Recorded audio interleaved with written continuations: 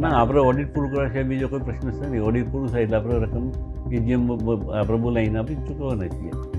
કાલે જે પરિસ્થિતિ જોઈ અને જે ઘટના બની છે એ પશુપાલકોને આક્રોશ કરતા રાજકીય માણસોને આક્રોશ વધારે જોવા મળે છે અને એના કારણે આ ઘટના બની છે. એટલે આ ઘટનાને અમે દુઃખદ ગણીએ છીએ, વખોડી કાઢીએ છીએ. ભવિષ્યમાં આવું થવું ના જોઈએ. સાબર ડેરીમાં જે રીતના બબાલો થઈ, જે રીતના પશુપાલકો સાબર ડેરીને ઘેરવા માટે આવ્યા, પછી પોલીસે ટીયર ગેસ છોડ્યા અને પછી જે થયું એ બધાએ જોયું છે.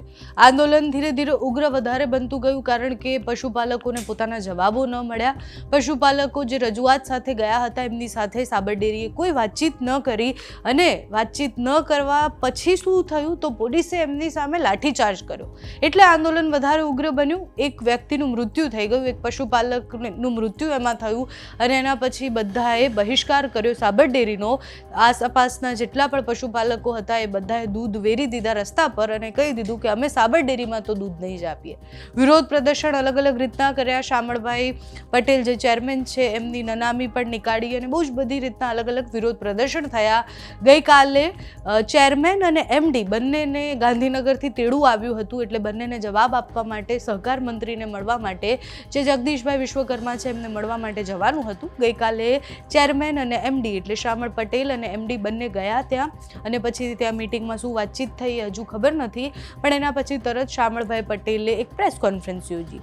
સાબર ડેરીના ચેરમેન પ્રેસ કોન્ફરન્સ યોજે. આટલી મોટી ઘટના બન્યા પછી એમને શું જવાબ આપવાના છે આટલા સમય પછી ખબર પડી. એમને ફરીથી એ જ વાત કરી કે ઓડિટ કરી અને અમે જૂનો હિસાબ આપી દીધો છે. હવે આગળ જે ભાવફેર હશે એ અમે વધારીને આપીશું. જે પણ પશુપાલકોની જે માંગણી છે એ માંગણી પર અમે વિચારણા પણ કરીશું. પણ અત્યારે ઓડિટ થઈ રહ્યું છે અને એના પહેલાં અમે કોઈ જવાબો નહીં આપી શકીએ. પશુપાલકોના સવાલ ત્યાંના ત્યાં જ છે. પત્રકારોએ શામળભાઈ પટેલને અનેક સવાલો પૂછ્યા. એક વ્યક્તિનું મૃત્યુ થયું, ઉગ્ર આંદોલન કેવી રીતના થયા, અંદરના વિવાદોના કારણે કેમ પશુપાલકો ભોગવે, આ બધા જ પ્રશ્ન શેષ હતા. એટલે ગઈકાલે પ્રેસ કોન્ફરન્સમાં શું થયું, શામળભાઈ પટેલ જે સાબર ડેરીના ચેરમેન છે એમને શું કહ્યું તે સાંભળો. મારા નમસ્કાર. સાબરકાંઠા અને અરવલ્લી જિલ્લાના પશુપાલકો માટે સાબર ડેરી હર હંમેશા ચિંતા કરી રહી છે. પશુપાલકોની માગણીને ધ્યાને લઈ નિયામક મંડળે ચાલુ વર્ષે રિટર્ન મનીને પ્રોવિઝન તરીકે 960 રૂપિયા કિલો ફેટે ભાવ ચૂકવી આપ્યા છે. છતાં સાબરકાંઠાના અને અરવલ્લીના પશુપાલકોને ભાવફેર માટેની જે મનમાં શંકા છે તો પાછળથી ભાવ વધારો મળશે કે નહીં મળે વધઘટની રકમ. પણ દર વર્ષની પ્રણાલિકા પ્રમાણે ઓડિટ પૂરું થયા બાદ સાધારણ સભા મિટિંગની અંદર ભાવની જાહેરાત કરીએ છીએ. ત્યાર પછી ભાવફેર ચૂકવતા હોઈએ છીએ. અત્યારે 960 પ્રમાણે જે સભાસદોને ભાવ મંડીના 11મી તારીખે ખાતામાં નાખ્યા છે અને બાકીની રકમ જનરલ સભાની મિટિંગ બાદ વધઘટની રકમ ચૂકવી આપવામાં આવશે. એ દરેક સભાસદને જાણ માટે આ ફરીથી નિવેદન આપું છું. અને કાલે જે વસ્તુ બની એ આપણે સૌના માટે દુઃખદ વસ્તુ છે. આ સંસ્થાની અંદર આપણે સૌ પ્રમાણિક અને નિષ્ઠાથી તમે દૂધ ભરાવો છો એ રીતે અમારી નિયામક મંડળ અને અધિકારી કામ કરે છે. વર્ષ આખરે જે કાચો નફો થાય છે એ કાચા નફામાંથી એજીએમમાં મંજૂર કરી અને રિટર્ન મની ચૂકવતા હોય છે. એ પ્રણાલિકા પ્રમાણે આ વર્ષે પણ વધઘટની રકમ ચૂકવી આપવામાં આવશે. એ સર્વને વિદિત થાય. અસ્તુ ભારત માતા કી જય. સાહેબ, આપ કહો છો 11 તારીખે રકમ ચૂકવાઈ ગઈ છે. ઓડિટ પૂર્ણ થયા બાદ સાધારણ સભા બોલાવી છે, પણ એની પાછળ આપ શું માનો છો? જે રીતના મોટી સંખ્યામાં પશુપાલકોને જે પરિપત્ર સંઘે કર્યા છે હવે 960 રૂપિયા તારે ચૂકવીએ છીએ. બાકીની રકમ એજીએમ પછી ચૂકવવામાં આવશે જનરલ સભાની મિટિંગ બાદ. એ મંડળી લેવલના ચેરમેન સેક્રેટરી દરેક સભાસદનું પોતાના નોટિસ બોર્ડ ઉપર લખી એની સ્પષ્ટતા કરી અને બાકીની રકમ આવનાર દિવસોમાં જનરલ સભા પછી ચૂકવી આપવામાં આવશે. પણ સાહેબ, પશુપાલકો હજી પણ એમ કહે છે કે અમને ભાવ વધારો જે ભાવફેર જોઈએ છે તે મળતો નથી, તેને કારણે અસંતોષ છે. સર, દરેક આપણા ગુજરાતની અંદર 18 દૂધસંઘ કામ કરે છે. ગયા વર્ષે સાબર ડેરી અને આજુબાજુના સંઘો 950 થી 990 રૂપિયા કિલો ફેટનો એવરેજ ભાવ આપ્યો હતો. આ વર્ષે પણ વાર્ષિક હિસાબો જ્યાં સુધી ફાઇનલ ના થાય તો સુધી સભાસદની અપેક્ષા છે કેટલું મળશે એ આપણે દર વર્ષની પ્રણાલિકા પ્રમાણે જનરલ સભામાં નક્કી કર્યા બાદ આપણે રકમ ચૂકવતા છીએ. ચાલુ વર્ષે માગણીના કારણે આપણે પુલિંગ જે ચૂકવતા એમાં 110 રૂપિયા વધારો આપી 960 રૂપિયા હાલ ખાતામાં નાખી દીધા છે. તો તો 850 રૂટિંગ આપ્યા હતા, 110 અત્યારે ચૂકવ્યા. દર વર્ષની પેઠેમ આ વર્ષે પણ જનરલ સભા પછી બાકીની વધઘટ રકમ ચૂકવવાની આવશે. એ દરેક સભાસદોએ શાંતિપૂર્વક દૂધ ભરાવવું અને દૂધ સંઘની અંદર જે ટેન્કર મોકલે એમાં નુકસાન ના થાય. એ સર્વાય નુકસાન આપણું જ છે. જે 1 લીટર કે 5 લીટર દોડશું એ આપણા સભાસદોનું નુકસાન છે.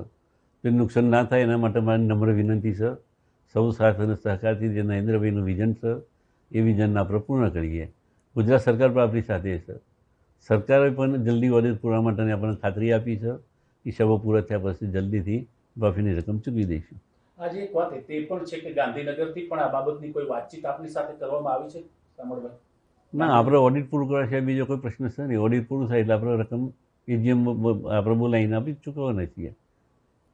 એક બીજો સવાલ છે, એક અશોક ચૌધરી કરીને વ્યક્તિ છે, કહેવાય છે કે કાલે તે પણ હાજર હતા અને તેનું મૃત્યુ થઈ ગયું છે. તેની અંતિમ ક્રિયા આજે કરવામાં આવી છે. હા. પરિવારનું કેવું છે કે કાલે જે ઘર્ષણ થયું તેમાં પોલીસના ટીયર ગેસ છોડવાથી તેને બેચેની થઈ. તેના પ્રત્યે ડેરી શું વિચારી રહી છે? ડેરી તરફથી કઈ જે કાલે ઘટના બની એ આપણા સૌના માટે એક દુઃખદ વસ્તુ છે. આ રીતે સભાસદો એની માગણી માટે આવી શકે, ચર્ચા કરી શકે, રજૂઆત કરી શકે, પણ પથ્થરની મારામારી હુલ્લડ ના કરવું જોઈએ. એ આપણા માટે આ અગત્યની બનાવ બની છે, દુઃખદ વસ્તુ છે. તો ભવિષ્યમાં આવી ઘટના ના કરવી જોઈએ. દર ગુરુવારે અમે 11 થી 2 બેઠેલા આવીએ છીએ, ચેરમેન વાઇસ ચેરમેન. તો કોઈ પણ મંડળીના ચેરમેન સેક્રેટરી સભાસદનો પ્રશ્ન હોય તો અમે સૌ ભરવા માટે તૈયાર છીએ. અઠવાડિયામાં 2 દિવસ અમે આવતા હોઈએ છીએ. તો કોઈ મંડળીના ચેરમેન કે સેક્રેટરી તરીકે કોઈ સભાસદે આ બાબતે અમારી સાથે ચર્ચા કરવા નથી આવ્યા અને સીધું આવેદનપત્ર ચાલુ કરી દીધું. દર વખતની પેઠે એજીએમનો ભાવ નક્કી કર્યા પછી જ ચૂકવતા હોઈએ છીએ. એ પ્રણાલિકા પ્રમાણે ચાલીએ છીએ અત્યારે. તો આ પ્રણાલિકાનું ઉલ્લંઘન કરવાનું કામ સાબરડેરી તરફથી નથી થયું. એમડીસીએ પણ આગલા દાડે નિવેદન કર્યું હતું. આપણે ટેલિફોનના મીડિયા મારફતે મેસેજ મૂકેલા હતા. એ મેસેજ આધારે એમડી પ્રોગ્રામ બની ગયો હતો ઓરિસ્સાનો. એમડી મારા બંનેને જવાનું હતું, પણ મારે તબિયત સારી ના હોવાને કારણે મેં પ્રોગ્રામ બંધ કર્યો હતો અને એમડી એકલા ગયા હતા. અને એમડીએ નિવેદન કર્યું હતું સોમવારે બહાર છું, તો કોઈ પણ પ્રશ્ન હતો સોમવાર પછી આવવું. સર મારો પ્રશ્ન ડી સાહેબ અંદર આયા કે ના એ માર્કની એવિડન્સ આ વાત એમ કહેતા હોય તો સાબરડેરીને કોઈ વખોડતી નથી. સાબરડેરી માણસ છે, દુઃખદ વસ્તુ છે. આ વસ્તુ ના બનવી જોઈએ. પણ ઘરે જઈને આ જે બન્યું એટલે કઈ રીતે બન્યું એ જે પીએમ રિપોર્ટ આવશે તેને ખ્યાલ આવશે. સર બીજું એક સમાધાન થાય એવો કોઈ ઉકેલ જેથી કરીને ઘર્ષણ ન થાય, હા. પશુપાલકોને પણ સંતોષ મળે અને સાબરડેરી પણ ચાલે. આ તમે સારી વાત કરી. આ જે વાત કરી કે ભાઈ દરેક આપણા સભાસદને બીજા ઓગસ્ટમાં ભાવફેર આપે છે, બીજા 7મામાં આપે છે, બીજા 9મામાં આપે છે. તો આપણે 6 મહિનામાં લેવા હોય તો આ વર્ષની જનરલ સભામાં આ બાબતે ચર્ચા કરીને ઠરાવ કરીશું. તો આવતી વર્ષે 1500 ભાવફેર અમે આપી દઈશું. એ અમે તમને ખાતરી આપીએ. તો આ પ્રશ્ન ઊભો ના થાય. અપીલ કરશો આપ સાબરકાંઠાના પછી પશુપાલકો? નાના એજીએમમાં અમે આ ઠરાવ પસાર કરી દઈશું આ વર્ષે પ્રમુખ સ્થાનેથી. એજન્ડા તો મોકલી આપ્યા છે, વધારાનો એજન્ડા લઈ આવતી સાલ ભાવ ફેરવાનો મળે એ દિશામાં અમારું બટ કાર્યરત હશે. દૂધ ધોળી સાહેબ વિરોધ કરી રહ્યા છે, દૂધ ભરાતો નથી, તેનાથી ખૂબ ઘટાડો થશે દૂધમાં. દૂધમાં જે જ્યું એ નુકસાન સરવાળો સંસ્થાનું જ છે ને ભાઈ. અને દૂધ ભરાવાનું ના, દૂધ ભરાવાનું અત્યારે ટેન્કરો મોકલે ટેન્કરોનું નુકસાન થાય એટલે ટેન્કરના માલિકો જવા તૈયાર જ નથી. તો એ આધારે બોલાવીને મિટિંગ કરી છે, બધાને કન્વિન્સ કર્યા છે. મારા દરેક સભાસદ ભાઈ બહેનોને વિનંતી છે નમ્ર કે ભાઈ ટેન્કર બાબતમાં કોઈ નુકસાન ના કરતા. સરવાળે નુકસાન આપણું છે અને એ સરવાળે નુકસાન તો આપણે જ વેઠવું પડશે. તો કોઈ પણ પ્રશ્ન હોય તો કાલે આવો, 5 દિવસ આવો, 2 દિવસ હું સતત ડેરીએ છું, તમારા પ્રશ્નનું નિરાકરણ કરીશું. કોઈ પણ પ્રશ્નની ચર્ચાથી નિકાલ થાય. આ રીતે આંદોલન કરવાથી નિકાલ નહીં થઈ શકે. તો દરેક સભાસદોને મારી નમ્ર વિનંતી છે કે ડેરી પર આવો, 2 દિવસ અમે ફરજિયાત હાજર રહીશું અને આપણા પ્રશ્નનું સોલ્યુશન જે હશે એનો નિકાલ કરી આપીશું. કાલની બાબતે પોલીસ કરે છે, પોલીસ એના પગલાં રહી છે, પણ આપને લાગે છે કોઈ પૂર્વાયોજિત કાવતરું હોઈ શકે? આટલી મોટી સંખ્યામાં લોકો એકત્ર થયા, અચાનક હિંસક બન્યા, કોઈ રાજકીય એ રીતના પોલિટિકલ પાછળ પીઠબળ હોઈ શકે? આપ માનો છો હા. જે રીતના આખી ઘટના ઘટી છે તે કાલે જે પરિસ્થિતિ જોઈ અને જે ઘટના બની છે એ પશુપાલકોનો આક્રોશ કરતા રાજકીય માણસોનો આક્રોશ વધારે જોવા મળે છે. અને એના કારણે આ ઘટના બની છે. એટલે આ ઘટનાને અમે દુઃખદ ગણીએ છીએ, વખોડી કાઢીએ છીએ. ભવિષ્યમાં આવું થવું ના જોઈએ. આપની દ્રષ્ટિએ કોણ હોઈ શકે આટલું બધું? એક સાહેબ, જે પશુપાલક- તમે જાણો છો, હું એ જાણું છું. જાહેરનું નામ બોલવાથી કોઈ ફાયદો થવાનો નથી. પણ જે નિર્દોષ પશુપાલકો છે, જે નિર્દોષ ખેડૂતો છે, એમને નુકસાન કરવાનું જે જાવતરું કર્યું છે એમને કુદરત કદાચ માફ નહીં કરો.